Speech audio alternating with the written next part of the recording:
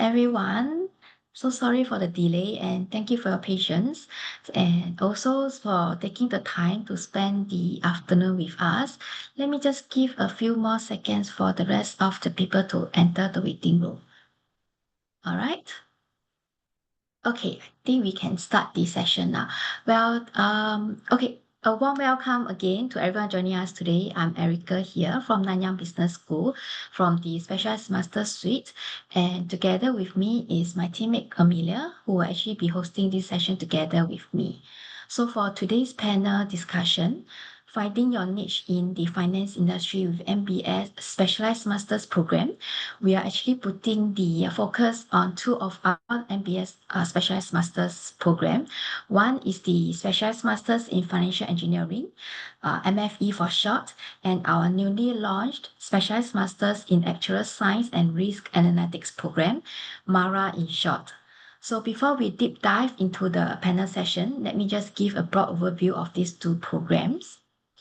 So the MFE program, this is the competitive edge that we would like to highlight for today. Amelia, can I probably you to move on to the next slide? Yes, thank you. So the program itself has actually a long history of 20 years and is renowned for its rigorous computational approach to finance, producing graduates who are highly sought after in the global financial sector. The interdisciplinary curriculum is also further enhanced by the exclusive speaker series, where industry experts are invited to share with the students. So the program has a long-standing collaboration with Carnegie Mellon University in the United States, where students get to spend 7 weeks at the Pittsburgh campus. And for candidates who do not wish to take up the CMU track, they will get to complete the course at NTU. So the MFE program is actually offered on a full-time and on a part-time basis. So next, alongside, we are proud to introduce MARA, our newest program designed to train the next generation of actuaries and risk professionals. So equipped with cutting-edge analytics to tackle modern challenges like climate risk and sustainable finance. The MARA program is actually our new program that we see the demand in the industry. And this is currently offered on a full-time basis. So both programs represent Nanyang Business School's commitment to deliver future-ready education. And for those who are keen to pursue the MFE and MARA programs, applications for 2026 intake are actually open now. Right, so without further ado, let me dive into the panel session straight away. Now, the finance world is changing fast, and success now hinges on finding your specialty. How can you then find your niche in the finance industry with our MFE and MARA programs? So, for today, we are glad to have with us the panel session Associate Prof. Charlie, who is the Academic Director of the MFE program. And we are also happy to have Prof. Jade, the Academic Director of the MARA program, as well as our recent MFE graduate, Qian Teng. Qian Teng is actually currently interning at Diamond Asia Capital and had also done internships at Ernst & Young. So together, we welcome them and we hope to be able to gain a lot more insights into the 10 panel topic for today.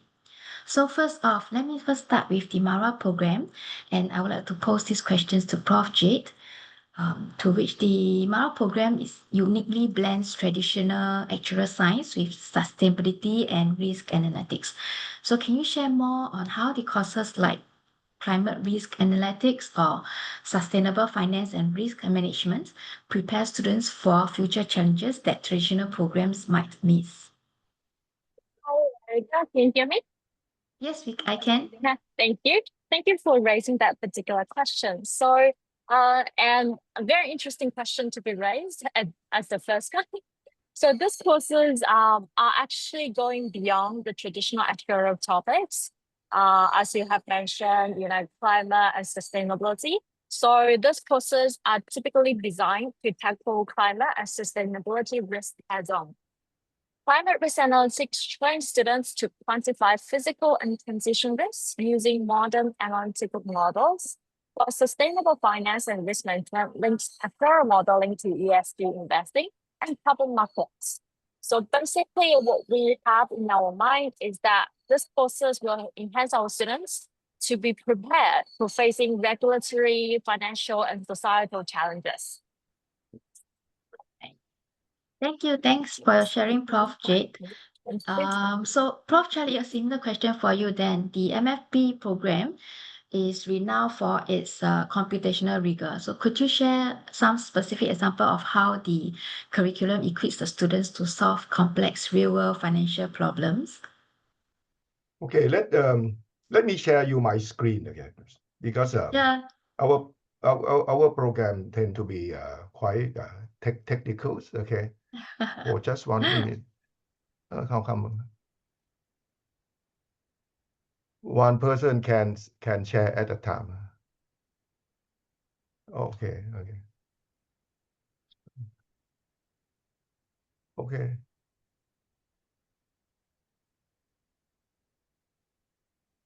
I think you guys can see these courses that we offer Yes. in this the academic year. Okay. Overall, if you look at it, the program heavy in both mathematics, computing, and finance. Okay, finance there are many both theories and application. Okay, now for the course that we help the student to get into the computational finance here, you're gonna see that beside the basic programming in object-oriented programming that we cover C++ and Python, we have a program web application in finance. Okay, and this one for those that want to develop some web computing. Okay, then they can design the web and then provide some computing tools to the web. Okay, and we have the AI technique in finance. Okay. So these have some hand-on as well. Okay. So these for those that want to apply machine learning together with the finance. Okay, this will help. But this one is elective. Okay. So this one is not compulsory. Okay. So the student can choose that suit their career goal. Another one is a numerical method for financial instrument pricing. This one is going to be quite heavy on the C++ programming. Okay, so this is for those that want to join the big banks. Okay, that provides financial derivative that require a lot of computing. Okay, so this will help them to get started and understand the real application. Now, for those that sign up for the CMU, okay, CMU have another course called financial computing as well. Okay, and this one heavy in C++. The instructor there have an extensive working experience from financial industry, and he a mathematician as well. Okay, and he really is skillful in C++ programming, and he developed his own library for many financial product. Okay, so you pick up the learn from him, and they have the course that our student that join the CMU track, they love it so much. Okay, although it's very challenging. Okay, okay, and another one in the CMU. Okay, that more on the computing, that the simulation method for option pricing. Okay, so you will enjoy how to simulate. Okay, the the price distribution, and then you can conduct the calculation to estimate the price. So all this and that I mentioned have a heavy on a computing, requires the knowledge of programming language together with the finance theory. Okay. So this as an examples. Okay, go on, Erica. Okay, thanks, Prof. Charlie. that certainly sounds like quite a technical course itself. So for a similar question for you, Prof. Charlie, the MFE program, if for students without any, formal finance background, what bridging mechanisms or advice would you recommend to ensure that they can be able to pivot successfully into this area? Actually, is the majority of our students, do not have a finance background. But we're looking for someone that is have a strong mathematics knowledge together with interest in computing. So if you have a good background from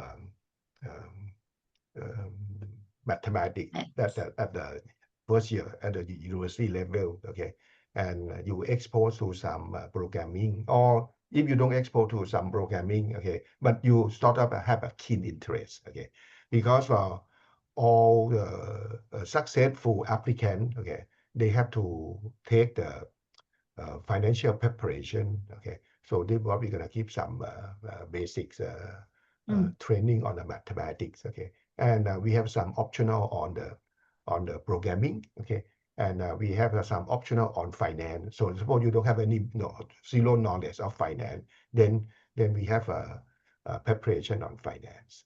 But of course, if you really plan, to join our program because you think that your career goal in this field, that what you want to achieve, in the meantime, there are many ways that you can do self-study, So if you committed, you can sort of prepare to take some CFA exam, at least level 1. Then you're gonna learn knowledge of finance, okay. You can do some self-studies on the mathematics if you think your mathematics background is not that solid, So there are a lot of self-help available on the internet. Thank you, Prof. This is a very good question to lead to something that I like to pose to Qian Teng, our alumni. As a freshly minted alumni who is currently interning, you are living the real world application now, putting what you study to the real world. So looking back, which of the technical skills that you have acquired from MFE program, that do you find yourself using most in your daily roles? Yeah, sure. I've learned so much during the past year in MFE. I think I would highlight 3 main skills that I use a lot. I think what comes first is programming skills. Almost everything in quant finance requires coding, whether it's derivative pricing, risk models, or systematic trading strategies. In my current role, I focus on building data pipelines and automating part of the investment process using large language models. And the MFE courses give me the flexibility to handle these tasks with confidence. What I found especially helpful was how the program started from very basic programming concepts like object-oriented design and Python syntax, which made it accessible for students without a technical background. But it didn't stop there. It went deeper into data processing, numerical methods, and even financial AI applications. Even though I have a comp science background, I still learned new ways to apply these techniques in finance. And I think the second skill I want to mention is stochastic calculus. This skill show up less in my current work, but it has been crucial in 2 ways. First, in interviews, many quants and risk roles use stochastic calculus questions to test candidates' fundamentals. And second, in practice, during my previous quant analytics internship, I've directly applied it to derivative valuation.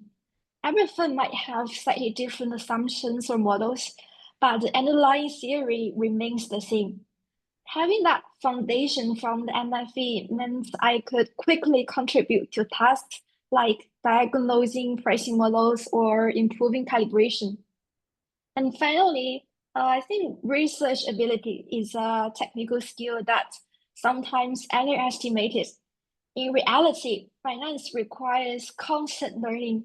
It can be new models, new regulations, or new technologies. In my current role, I often need to evaluate new AI methods, new market themes, or data sources. The MFE program has prepared us for this by training us to read academic papers, present technical findings, and even replicate research experiments. And that ability to bridge the theory and practice is something that I use all the time. Mm.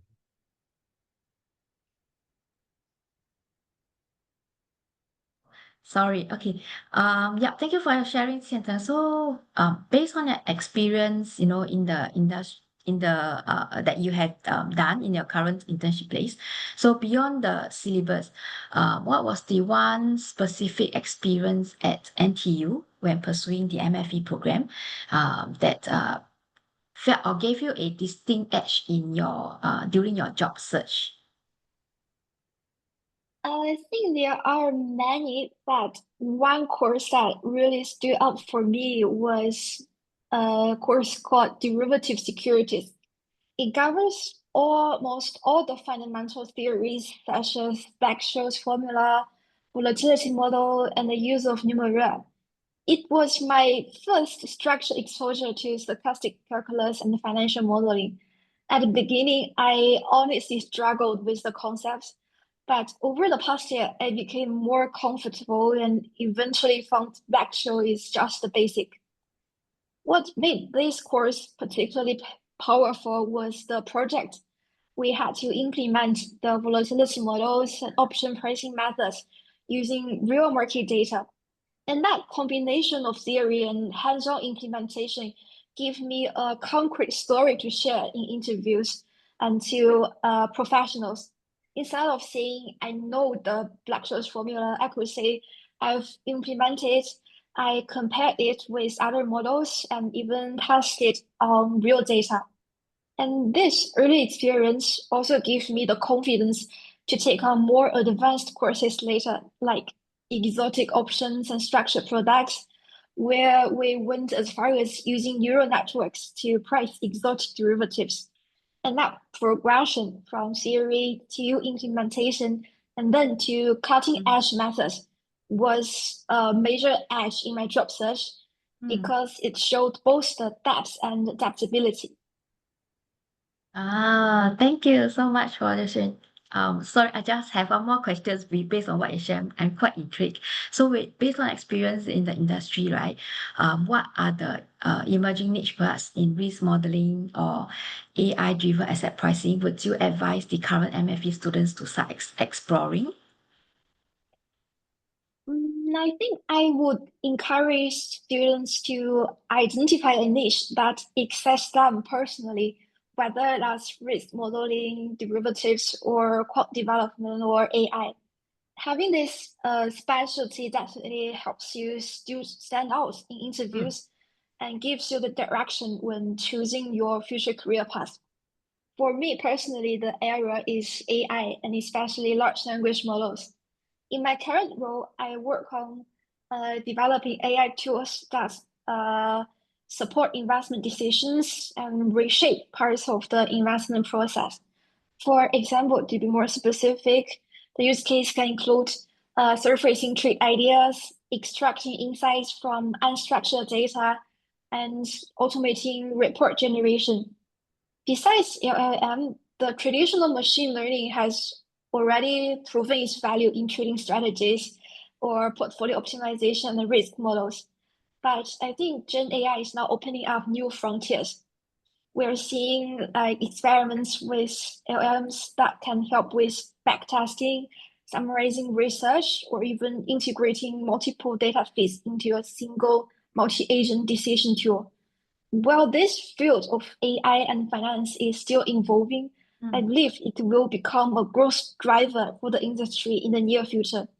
And exploring it early can put us ahead of the curve. And that said, AI and large language models is just one example.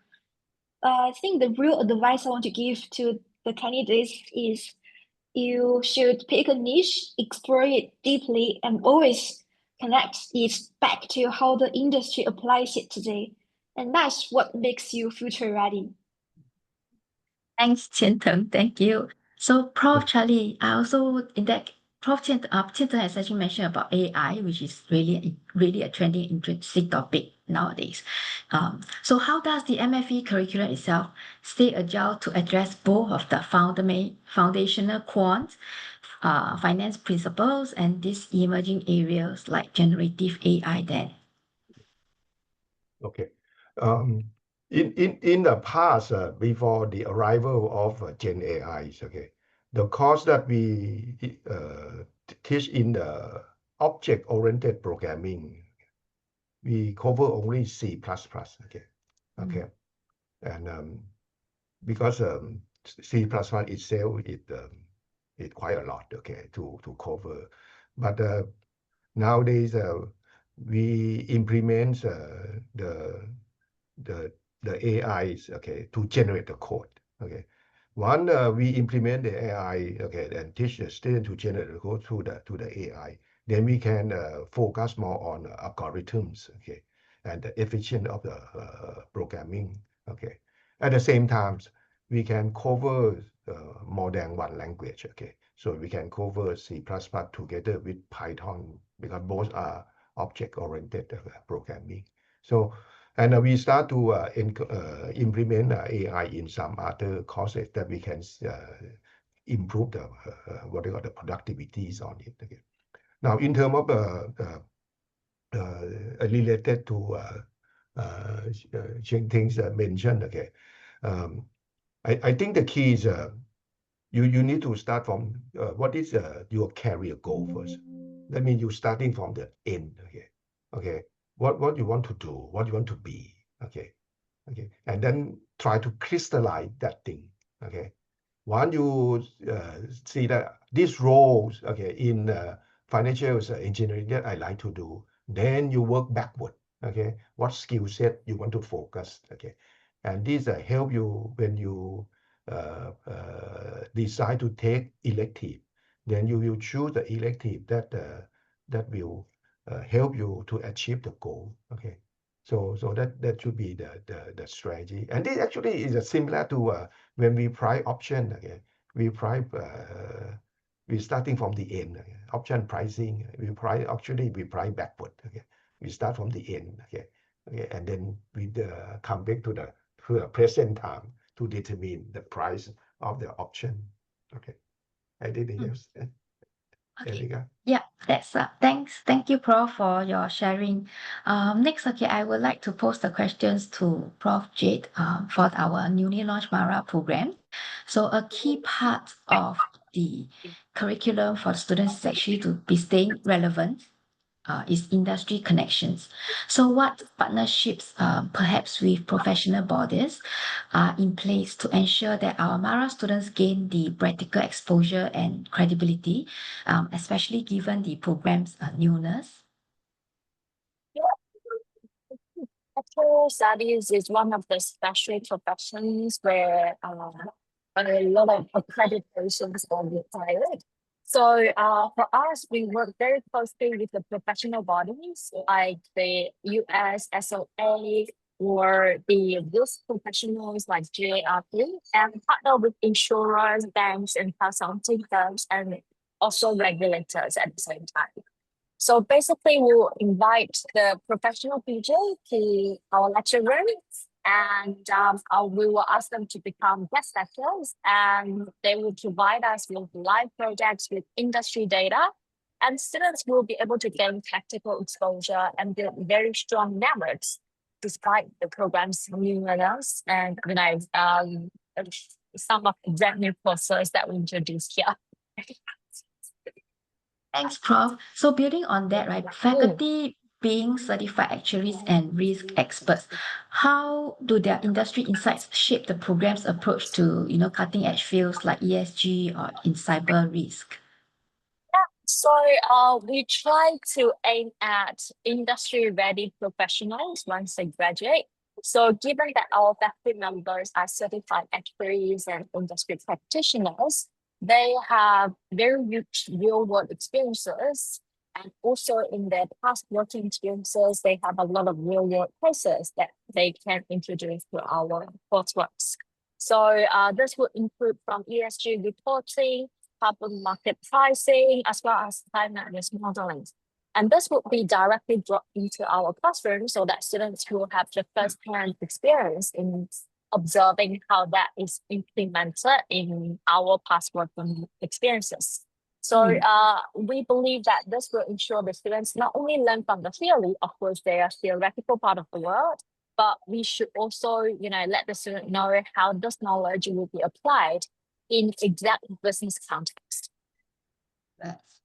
Thank you, Prof. That's really a fantastic blend of theory and practice that we actually put into the curriculum.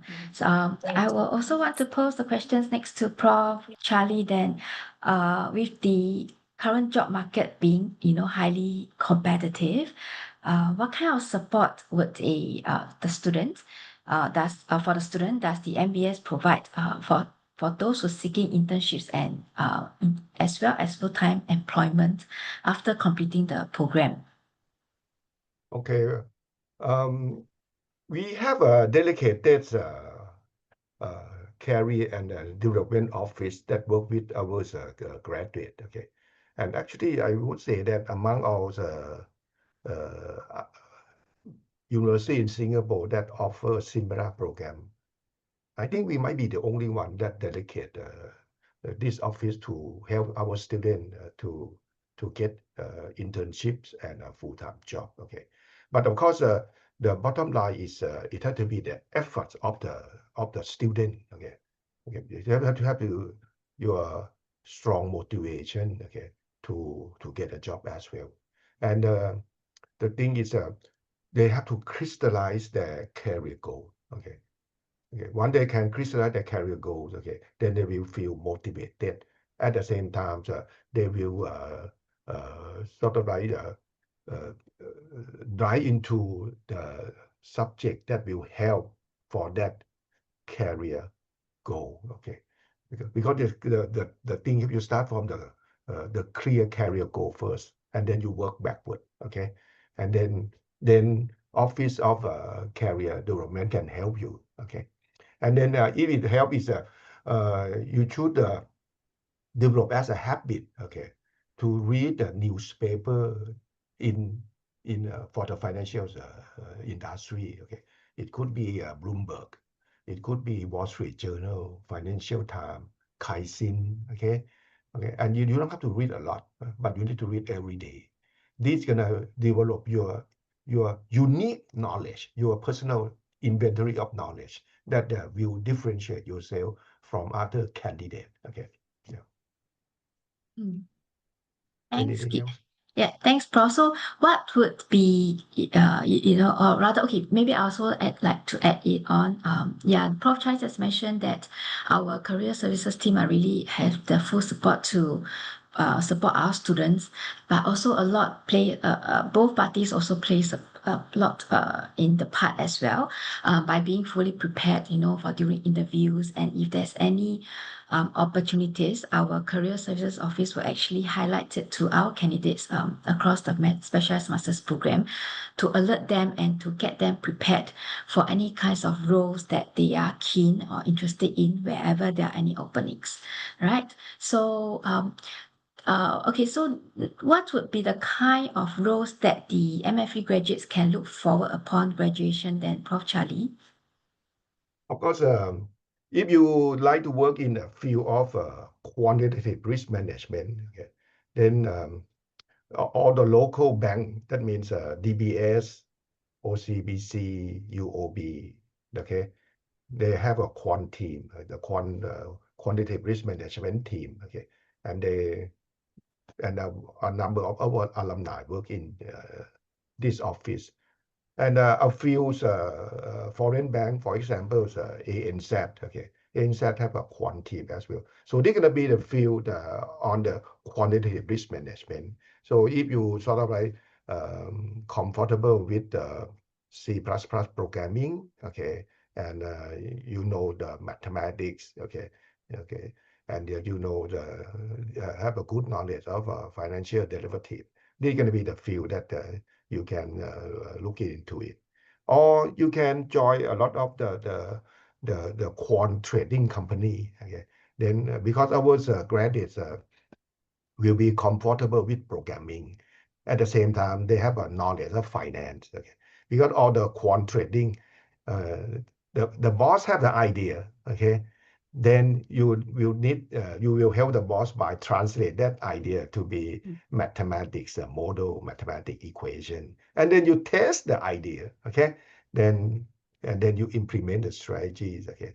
So this is a highlights the area that our student can do best. Or if you really love programming in terms of application programming, okay, then you can join a company like the Murex that is provide risk management solution. Okay, Murex have a software, and then they need someone to maintain, to customize to the client, and they're not looking for only those do know the programming. They need to looking for those that know both programming and finance. Okay, because they need to be able to implement, okay, the computing for the finance solution. Okay, and you can join those asset management as well. Okay, those the asset management that do the portfolio allocation. Okay, because they need to requires knowledge of finance to estimate input variance covariance matrix. Okay, so if you enjoy all this computing, then there are many quantitative application that industry looking for it.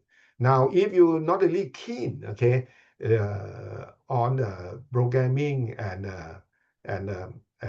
mathematics, although you may be good enough to get through the program, then you need to looking for the job that require more presentation skill. Okay, that means you're going to be supporting role to be on the sales. Okay.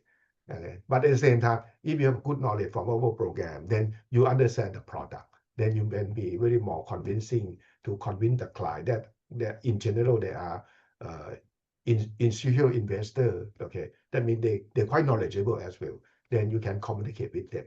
Okay. Thanks, Prof. So lastly, Prof. Jade, so being a newly launched program, maybe could you also briefly share what are the career pathways for the MARA graduates?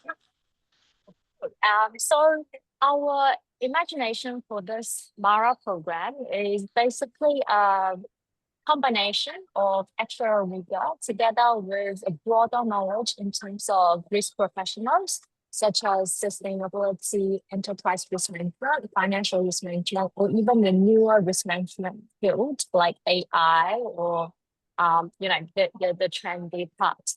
So in terms of the career path, of course, the traditional risk professionals, including their financial risk analytics, enterprise risk management for the risk side, as well as for the actuarial side, actuaries in the financial institutes or insurance companies will always apply. And on top of that, given all of the data analytics background that we introduced or the theories that we introduced in the whole program, the students should also be able to or be capable of doing any career path in terms of the data analysis, data scientist, or similar fields. So our imagination is that the whole design of the program is cutting edge. Not only we have all of the traditional benefits from actuarial and risk analytics, but we also equip them with the broader risk management role across all diversified industries. So that's also the cross-border design for the curriculum that we initially had. Right. Thanks, Prof. Well, thank you so much for all the sharings. So I think basically just do remember, regardless of the programs that you are admitted or you are applying for, the main thing is to know which are your career goals and know what each of the programs will be able to, equip you with the skill set in order to assist you in your career trajectory. Right. Thank you, everyone. Thank you, Prof. Charlie. Thank you, Tian Te and Prof. Jade, for the sharing. We have now come to the end of our panel session, and before we open the floor up for Q&A session, I would also like to share on the chat that we have formed. In case you have any questions, you have any queries regarding the programs that's for today, do scan the QR code. We do have group chats. One is for WhatsApp and one is for WeChat. Okay, so any questions that you have regarding the programs here. Right. Okay, and also, I believe that all of you will be aware that for those who are attending the session for today, you will actually be receiving an email on a waiver of the application fees. Do keep a lookout in your email address in the coming week for that. All right. So without further ado, let me just open the floor to Q&A sessions. I see that some of you have actually posted some questions on the chat. Okay, we can let us try to attempt to answer them.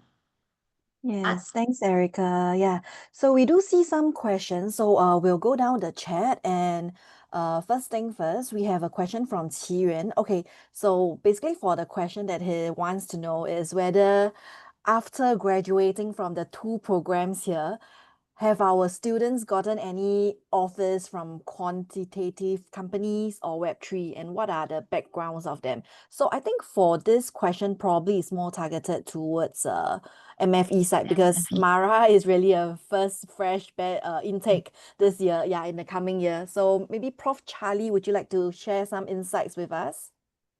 Okay, actually, so we have quite a number of choice local companies, okay, and a number return back to country because they want to work in their home country, okay. And one thing you can see, Shen Teng work for the hedge fund, okay, and this hedge fund, the certain function they might use a quant as well, okay, okay. Maybe Shen Tian, you can talk more about the Diamond Asia. By the way, Diamond Asia, the founder, it come from our Nanyang Business School alumni. Okay, then Danny Yong, okay, is a graduate from banking and finance in 1995. Okay, and yeah.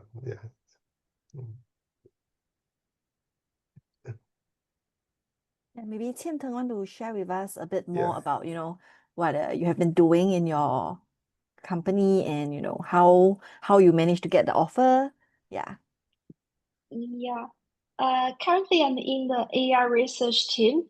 It's a very new team because large language models have recently draws lots of attention. And not only our fund, other top hedge funds in the world are also exploring this area. For me personally, we are contributing to a multi-agent trading tool. And because it's a very big project, I'm building on the components of this big tool. I work on building data pipelines from different sources. And also I'm working on generating trade recommendation from unstructured data. And since this candidate has asked about quant strategies or Web3 funds, maybe I can share with you some of the statistics from my batch. I do know some of our classmates who has joined like one of the top crypto funds. Another of my classmates, he is also interning at another crypto firm that is, I think, a very active player in the derivative market. So I believe if you join into MFE, you will definitely find somebody else with the same passion as you. And for the backgrounds of them, we really have like people from diverse backgrounds, not limited to com science, statistics, economy, or even financial engineering bachelor. If you are interested in the specific like details about like the offers, their experiences, you may I think you can connect with them on LinkedIn. I think they will be happy to share their experience as well. Okay, thank you for sharing, Tian Teng. I think it's very insightful for, all graduates want to be. Yeah. So, okay, the next question we have from Nandini. She would like to know if 3-year undergraduate degrees are deemed eligible to apply for MFE. Okay, so basically, I think when you are still undertaking your degree undergraduate program, you can actually submit an application first with the transcript and all the other information documents required. You can submit it to us first to make an application, and thereafter, once you have completed or rather you have been awarded the degree, you can resubmit all the remaining documents to us. Yeah. So I think you can make your application first. Yes. Yeah. Okay. So yeah. Maybe thanks, Amelia, for sharing. Maybe I also Mm, add in on this. yeah. Yeah, a 3-year degree is acceptable and is deemed to be eligible to apply for the program as long as you ensure that you complete the course, the required modules that to complete the course by 2026 July if you intend to apply for 26 intake. Yeah. Okay, thanks, Amelia. Okay, so all right, then we'll move on to the next question we have from Zoe. She would like to ask about Mara. Okay, so I believe Jade will be the best person to answer this. So can we share what motivated Nanyang Business School to create Mara as a new program? And also when we compare Mara with other MSc actuarial programs, they notice that many of them provide up to 3 IFOA exemptions while this program does not. Okay, so maybe Jade can share more insights on why. Yeah, over to you, So, Jade. can you hear me? Yes. Yes. All right. So, first of all, thank you for asking the very interesting question. The motivation, let me explain a little bit. So here at MBS, we have over 20 years of having an undergraduate program for actuarial science, which was the only accredited actuarial program here located in Singapore. So obviously we have some heritage from the actuarial program from our undergraduate studies. Now, in combination with that, we also had some observations from the industry demand that traditional actuarial knowledge is very specialized, very niche, that we focus a lot on pricing, resolving traditional insurance operations and financial risk analysis. We do observe some new demands coming out of our industry partners saying, okay, we want people who understand coding. We want people who understand the niche market, such as climate risk. The people are talking about cat modeling and things. And they also have some demand of, a broader knowledge in terms of AI, cyber risk, all of that. So we had this in our mind, and that's how we were motivated to bring forward a master in actuarial science, but not only in actuarial science, but we want to combine some of the newish important questions that are also very important for the professionals out there, such as how to tackle and model climate risk, how to cope and understand with the newest AI risk and cyber risk. So that was the initial motivation here. So we aim at a combination of traditional actuarial studies together with the newest climate risk as well as the risk analytics. So that's about the motivation. Now, about exemptions. First of all, for our undergraduate studies, we do offer 4 exemptions from IFOA. Now, something about obtaining exemptions with professional bodies is that we have to fulfill quite a lot of requirements, criteria that's being asked by the professional bodies. So Mara is a brand new program, and we are in very close connections with some of the US institutes at the moment to discuss on the exemptions. But in order to obtain the actual exemption agreement, we have to demonstrate that our coursework, our students fulfill certain criteria. So that's also why for the first batch, for the newest batch, we don't guarantee on any exemptions because the agreement might come later. So what we are doing right now is that for the first batch, we are negotiating, let's say, a hindsight exemption from some of the professional bodies. Say once you graduate from the program, we can apply for possible exemptions for SOA or FOA later on, but the exemptions is not guaranteed at the moment. So, but rest assured, given our historical collaboration with the professional bodies for our undergraduate studies, we are super confident that we should be able to obtain exemptions for the master degree as well. So yeah, that's some reasonings behind why we don't provide exemptions for the masters. I think, yeah. Okay, thank you, Jade. Okay, yeah, so I think Zoe should be quite clear now. Yeah, and okay, moving on to the next question from Vibev. Is algorithmic trading also taught in the course? I believe he is actually referring to MFE in this case. Yeah. Would perhaps I think earlier Prof. Charlie has also shared on what are the programs, the course that is being taught in MFE itself. Yeah. Would you have anything else to add on, Prof. Charlie? Yeah. That course is elective, okay, and we did not offer for the past few years, okay, because that's when we get the external instructors, okay. Okay, thank you, Prof. Charlie. Okay, yeah. so we'll move on to the next question. Perhaps we could share some examples of non-traditional academic backgrounds of successful students in the program and what made their applications compelling. Okay, probably I would give this question to Qian Teng. Maybe if you can refresh us on what made you a successful candidate for our MFE when you were signing up or applying for the program.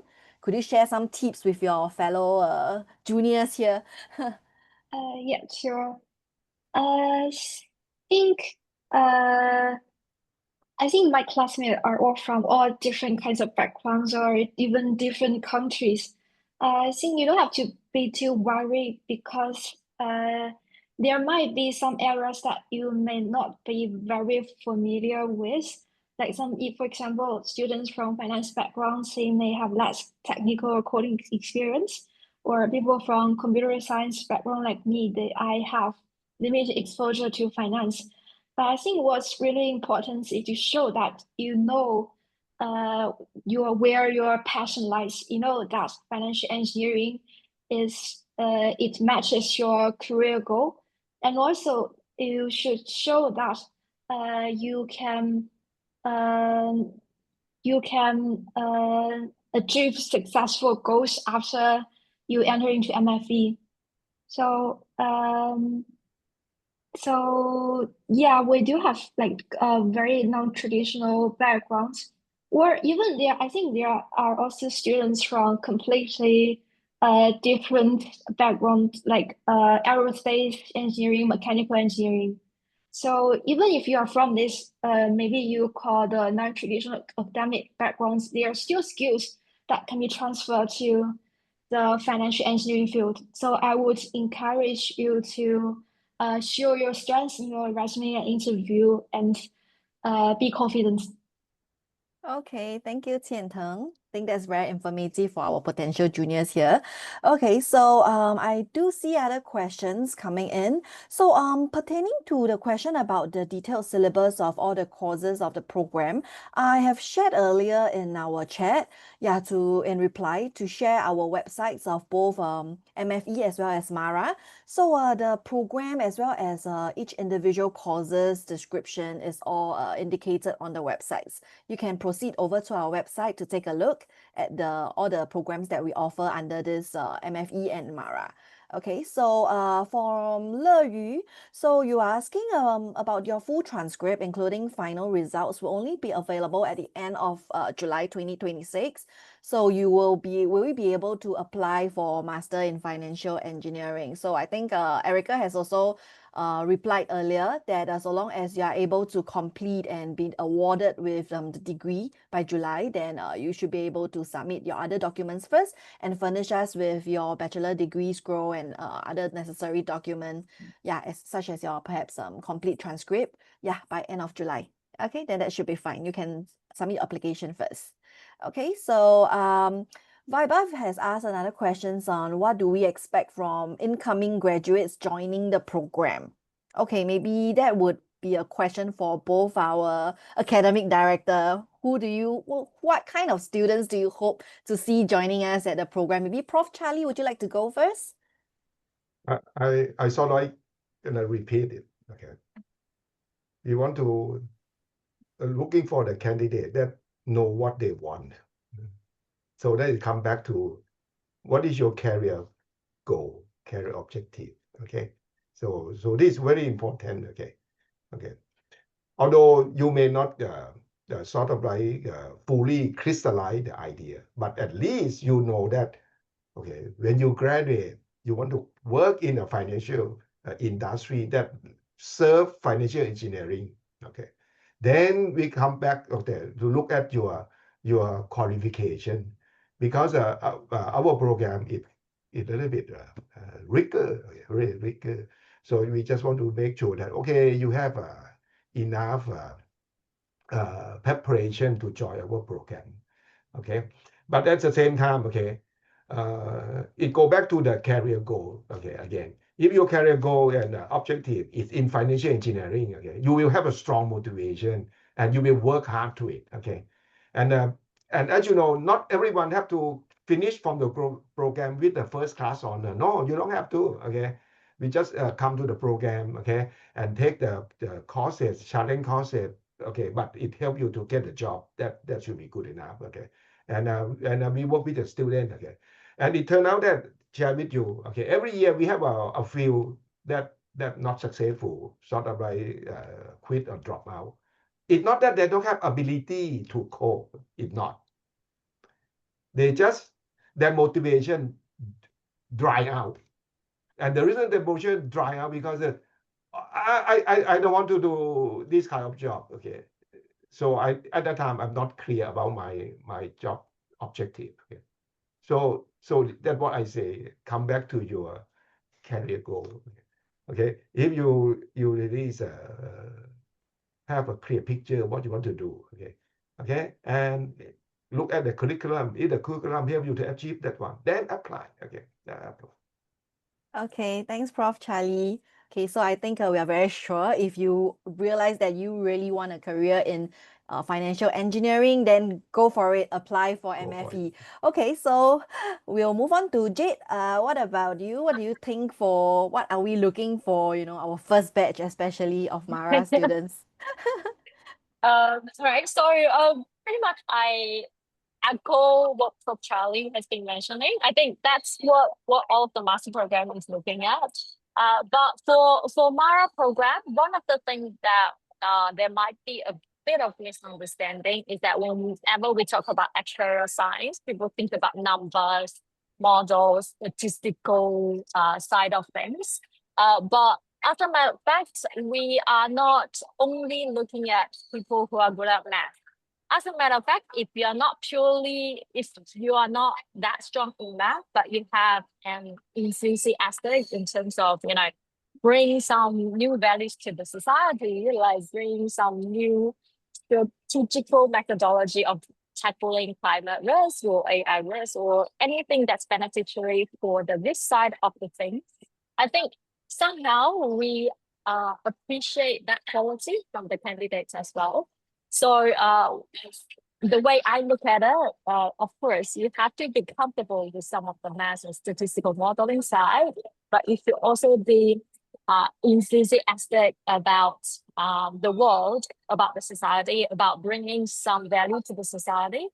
And last thing is that we're looking for interesting people. So it's not only about your academic history, whether you get a very high GPA score in the past. It's about that communication, business senses that we look into the candidates' sort of feeling and general background. Okay, thank you, Jade. So I think Thank you. we are all very sure what kind of students we are looking out for now for the two programs. Okay, I do see another question, which is one of the important questions for our potential students. Okay, so Khan is actually asking if we have any scholarship or financial aid programs for candidates with strong educational background, but from developing countries. Yes, we actually do have various scholarships available for each of the program. and definitely limited. And we will definitely look at your academic background, your other supporting documents, and see how we can actually award these scholarships. So similar to earlier question about the programs and courses, the scholarship informations are available on our websites as well. That is shared earlier, so you can go onto the website and take a look. Yeah. Okay. May I add on this topic? Sure, Prof. Charlie. Okay. Even though you may not be able to get scholarship, okay, but if your career goal line up with the curriculum of a program, I still encourage you to apply. Okay, and we have you can borrow. Okay, you can borrow. Okay, and if you commit in your study, your career objective, okay, I'm pretty sure that after you graduate and you get a job, okay, you should be able to pay off the loan within 1 or 2 years, okay, and this is a borrow have a one benefit, okay, it light up your interest. That means you really commit to it, okay. So And it this is serves the as a highlight motivation. Yes. the by borrowing and study, you send a strong message to yourself that I'm committed to it. Yes, this is a very strong motivation factor when you want to return the loan. Thanks, Prof. That's Charlie. right. That's right. Yes, That's right. I totally agree with you. Okay, so next, I do see some other questions from Canton. What is a good CGPA or score for making a strong application for MFE? So probably, Erica, would you like to share some insights on the candidates you have seen so far? Okay, basically, strong candidate. Well, if you applying for MFE program, like Prof. Charlie have also always emphasized, you must have the passion and in your in this area, so that you can able to cope with the rigor of the program. So other than a strong quant and maths background, your internships plays a part as well, a relevant internship in this area, because it also showcase your passion in this aspect. After all, we would want you to be able to cope with the program and also enjoy what you study at the for the MFE program. Yeah. Okay. So I hope this answers your question. Yeah. Okay. So next question from Le Yu again. We have she's asking about GRE, or is there any requirement in GPA? So for MFE, there is actually a requirement on your GRE or GMAT score. Yeah. Yeah. So yeah, it's stated on the website as well. So but for Mara, it's optional. Yeah. Okay. I think that's all the question we have as of now. Is there any other Yeah. questions that y'all would like to pose? You can feel free to type it in the chat. Oh, okay. For the application fee exemption, as we mentioned earlier, after the event today, we'll actually be sending out an email to all participants who have joined in this session today. So just keep a lookout for the email. There will be a waiver code in the email. Yeah, and you can use that when you apply. Yeah. Okay. Anyone else has any other questions? It's a very good opportunity for you to pose questions when we have both our academic director as well as alumni Qian Teng here, yeah, with us. So if you want to know how to ace that interview or how to, fill up your applications better, you can definitely ask the questions now. Yeah, we'll be the best person here to reply. Oh, the range of CGPA so that you can have an idea. Maybe for CGPA, basically there is no range or minimum, but just bear in mind that the program itself receives a lot of applications, and when we assess and review, of course, we will choose the candidates with a more outstanding academic background. So that bear in mind that you will be your applications will actually be comparable against the rest of the applications that's coming in. Yep. Okay. So Zoe is asking, what are we looking for in candidates during the interview and essay? So I believe it's very similar to what Prof. Charlie and Prof. Jade has mentioned earlier.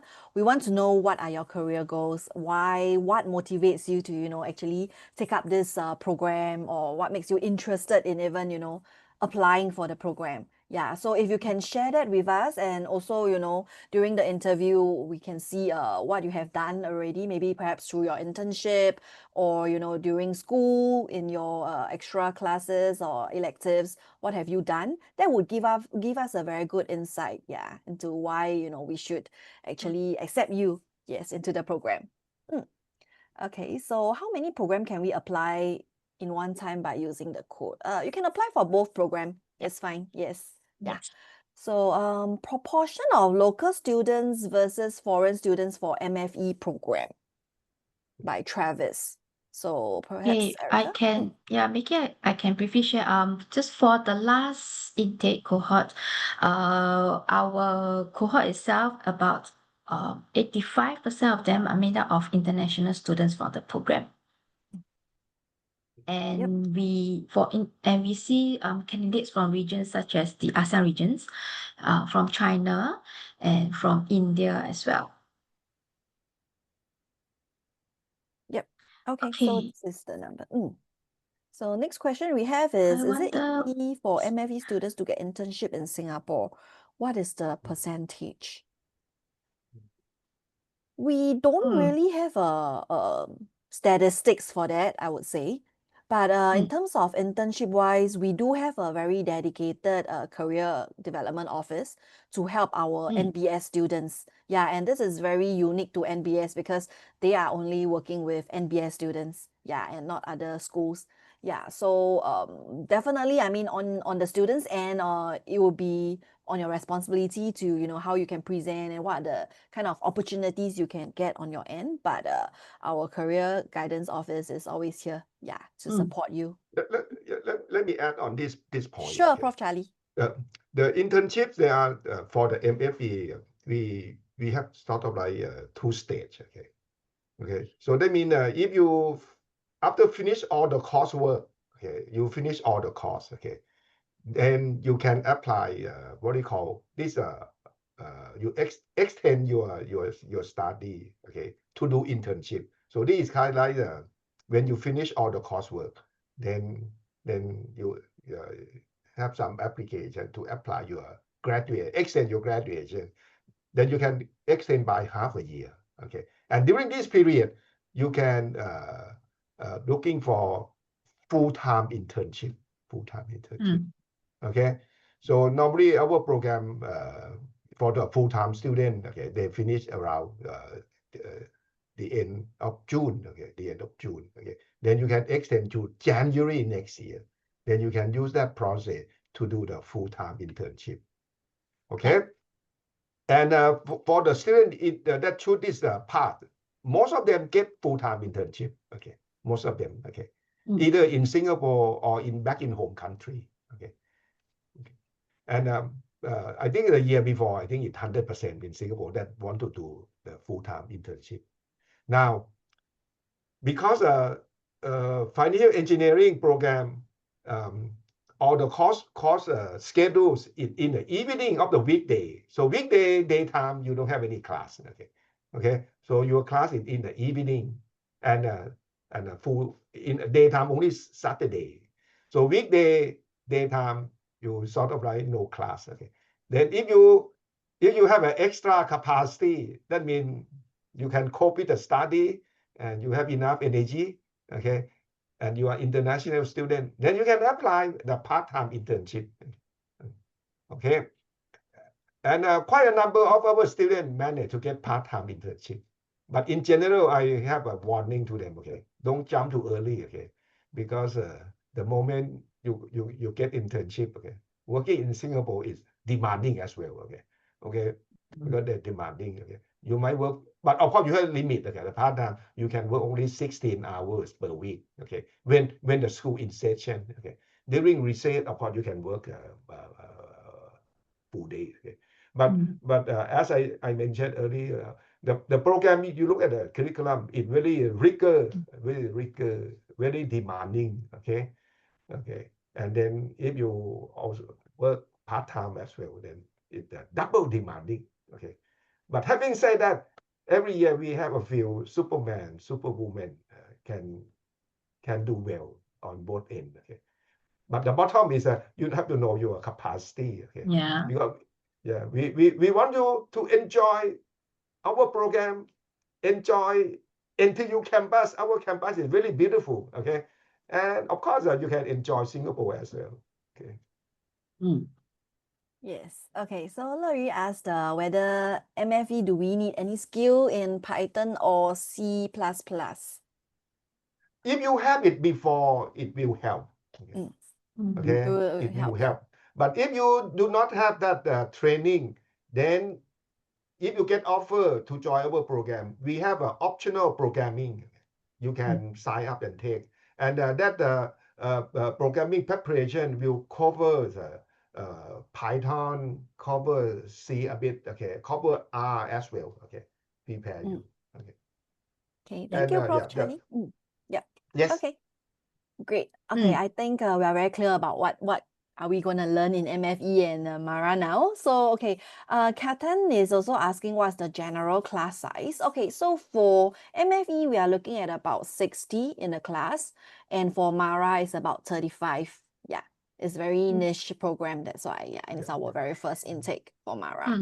Yeah, so, okay. Let me add to this one, okay. Although sure, Prof. Charlie. we plan to take 60 students, okay.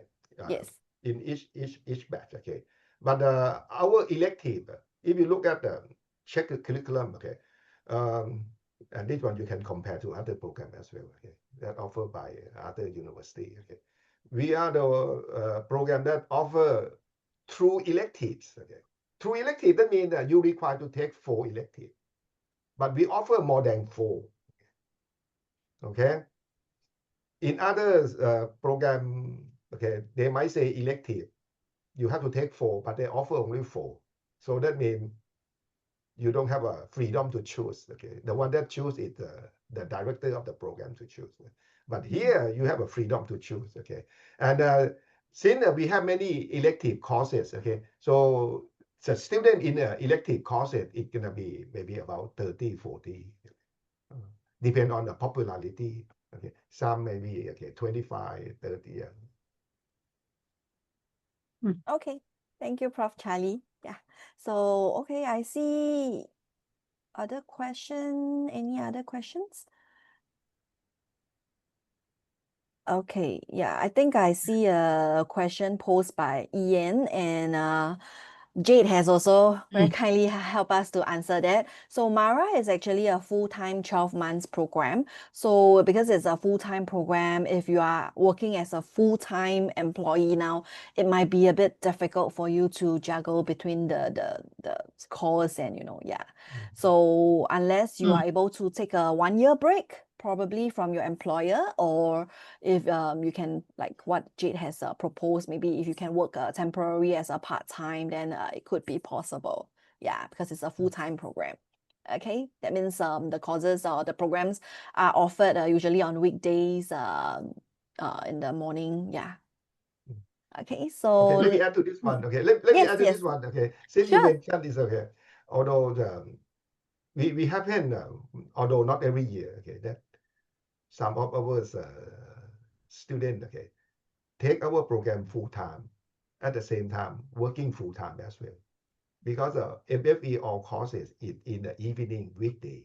Okay, but in general, I not recommend it because the life is too short. Okay, yes, you better know how to enjoy it. But if this is a thing that you enjoy, okay, to push yourself to take the course full time and work full time, you are welcome as well. You are welcome. Yes. Thank you, Prof. Charlie. So yes, correct. It's based on your personal capacity. So if you think you're up for the challenge, then for sure, please go ahead. Yes. Okay. So Ling Tong is also asking, are there different concentration for MFE, and what's the difference?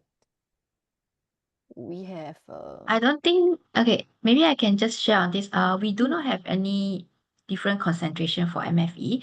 What the Specialist Masters in Financial Engineering program has is actually 2 tracks.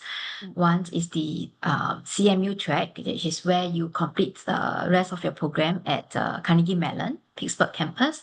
And the other is the non-CMU track, where you get to complete the program in NTU. Yes. Okay, I also see that there is another question from Travis. Are we able to pick if we prefer a part-time or full-time program? I suppose, Travis, you're asking for the MFE program because this is available either on full-time or part-time.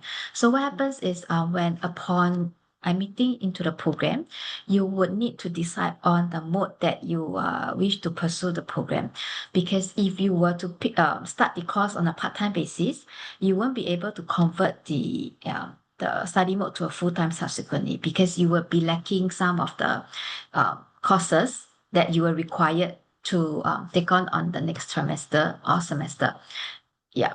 Whereas if you were to take on the study on a full-time basis and subsequently you wish to continue on a part-time, that is possible, but you are encouraged to actually speak to the program office regarding this.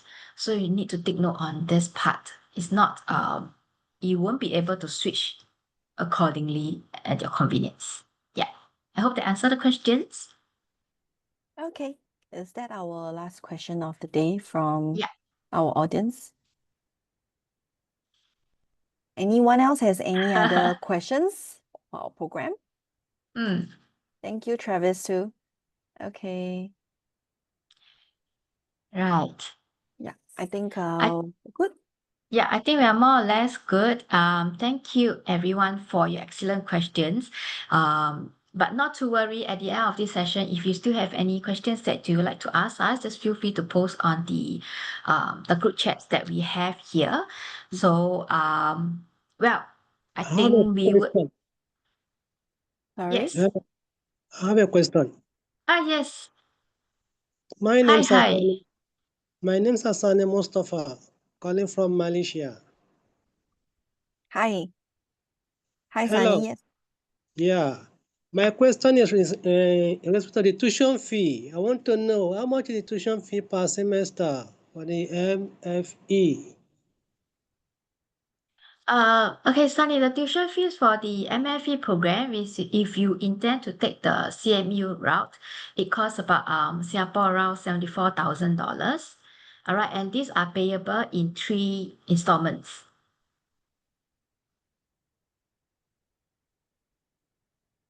Hello, is that how much? $27? 70,000. 74,000. $74,000 Singapore dollars? Yes, yes. Yes, that's right. Okay. For the is it for the whole of the program or per session? So it's for the whole of the program. Okay. How many Yes. semesters? How many semesters? It's in 3 trimesters. If you are taking the full-time program, it's in 3 trimesters. So the payment will also be in 3 installments. Okay, of 74,000 Singapore dollars. That's right. Okay. Okay, thank you. I appreciate. Thank you. You're welcome. Okay, I think we can Any discount for international student? Any discount? Waiver? there isn't, that what Amelia has shared earlier. We do have scholarships that you can actually consider applying. So the scholarships quantum is partial scholarship of the tuition fees. So depending on the scholarships that you're keen to apply to, the discount of the tuition fees will be accordingly. So for our diversity scholarship, it's actually, you can look forward to offset 40% of the tuition fees.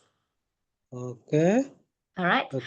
But if it's a merit scholarship, it's up to 30% of the tuition fees. Okay. Yes. Are there age limit for the scholarship? Sorry? Are there age limit for the scholarship benefit? Yes, there is. It's actually very competitive.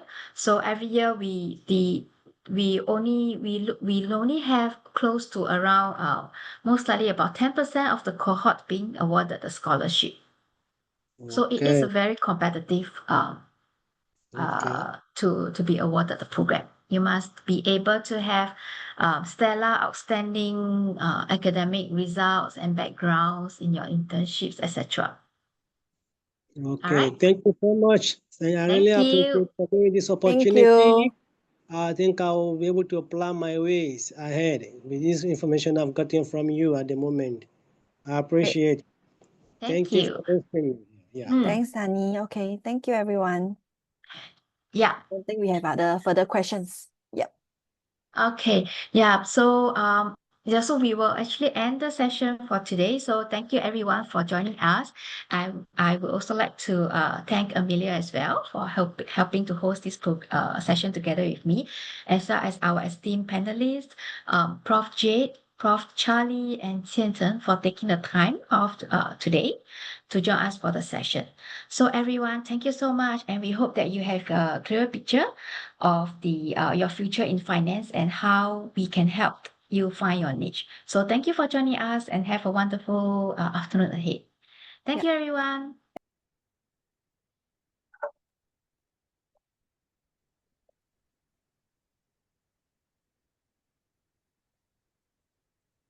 Good afternoon.